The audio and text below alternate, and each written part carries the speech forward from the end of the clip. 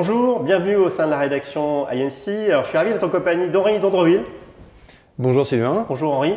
Tu es consultant IT au sein de VMware. Oui, exactement. On a tous les deux participé à une table ronde sur la transformation applicative avec deux grandes boîtes qui étaient Total et Thales, donc le CDO et le DSI, qui ont partagé un peu comment ils relevaient ce défi de transformation aujourd'hui, défi du digital. Donc avant de revenir sur cette table ronde, je voudrais en savoir un peu plus sur toi. Donc tu es consultant IT, tu observes l'évolution des technologies depuis quelques années maintenant. C'est quoi ce qui te passionne dans ton job aujourd'hui? Alors moi, ce qui me passionne aujourd'hui dans mon job, c'est de travailler justement à cette fameuse transformation digitale, qui est un peu un terme galvaudé, mais à aider nos clients à adopter des technologies qui vont leur faire gagner du temps, qui vont leur faire faire des tâches plus rapidement, de manière plus automatique, pour se concentrer sur l'essentiel. Alors, pour revenir sur cette table ronde, donc on avait la chance d'échanger avec Christophe Huer, DSI de Thales Group, Frédéric Jimenez, le patron de la Digital Factory, alors qui s'est installé juste en face de la rédaction à l'INC. On est très heureux de pouvoir venir dans le quartier.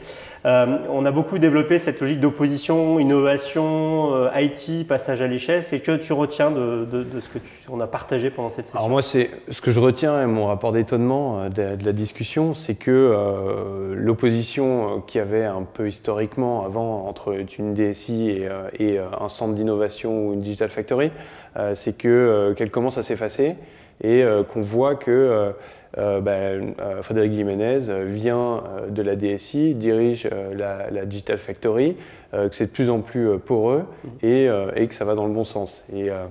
Et on voit qu'il y a un niveau de maturité qui augmente et qui est nécessaire à la réussite des projets. Donc c'est innover, oui, mais pour les métiers, de manière pragmatique, en testant le maximum possible les innovations. Et surtout, étant prêt à renoncer. Voilà, et en étant prêt à tuer des projets, ce qu'ils ont tous les deux dit, que c'était très difficile au début et que maintenant ils le font de plus en plus vite. Et surtout à résoudre des problèmes qui viennent des métiers et qui sont demandés par les métiers. Et tu le soulignes aussi, il y a des vraies logiques de cycle dans cette évolution de la relation. Oui, voilà. Il citait aussi la courbe d'innovation, la hype curve, qu'on a toujours dans chaque innovation. Au début, c'est extraordinaire. On pense qu'on va tout résoudre, tous les problèmes grâce à ça. On a ensuite la désillusion, où c'est décevant. Et ensuite, la courbe remonte et c'est le pragmatisme.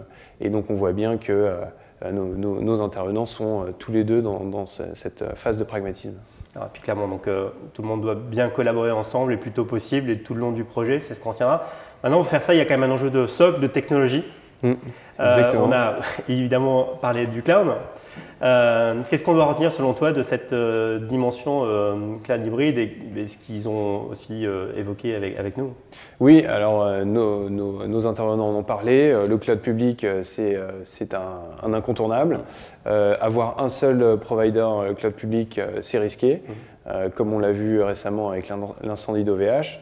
En avoir deux ou trois, ça commence à être compliqué au-delà de 4. Et même les plus gros peuvent avoir des risques aujourd'hui, même des catastrophes et autres. Exactement. Alors il n'y a pas de SLA à 100%. Aucun cloud provider vous vendra ça. Donc il faut avoir ses œufs, pas tous ses œufs dans le même panier, et savoir jongler entre les différents clouds.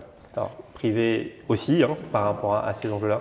Oui, chaque entreprise a un historique, un cloud privé, développer ses applications historiquement dans ce cloud privé, mais c'est amené à durer. Une plateforme pétrolière, une usine de vaccins, beaucoup de nos clients sont obligés d'avoir ces clouds privés et ne pourront pas s'en passer. Donc ils sont intégrés dans ce paysage. Alors, une dimension sur l'aspect aussi technologique, c'est l'attractivité, les talents, qui sont aussi beaucoup plus sensibles à cet environnement cloud public en fait.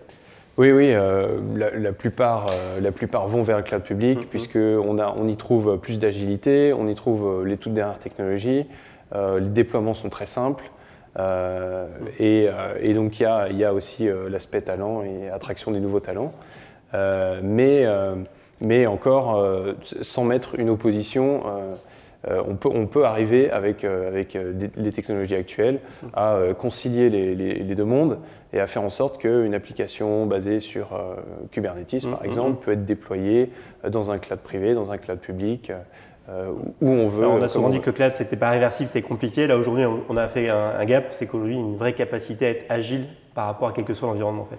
Voilà, exactement. Il y a des technologies aujourd'hui qui permettent de transvaser très rapidement, très facilement ces charges, ces applications, ces données entre les différents clouds et du cloud privé au cloud public et inversement.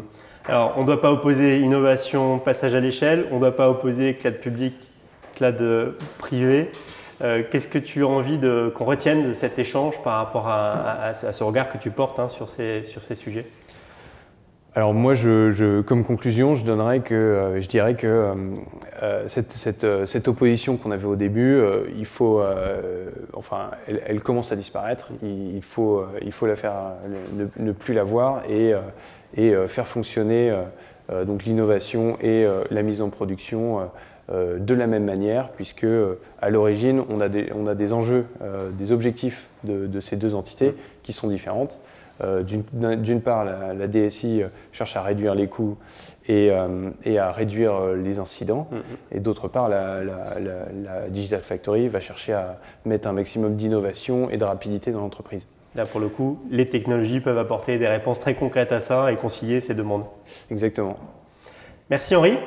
Merci Sylvain. Ravi de cet échange et puis on va évidemment suivre ces enjeux de synergie, innovation, IT de près au sein d'Alliancy. Merci à tous. Merci à tous.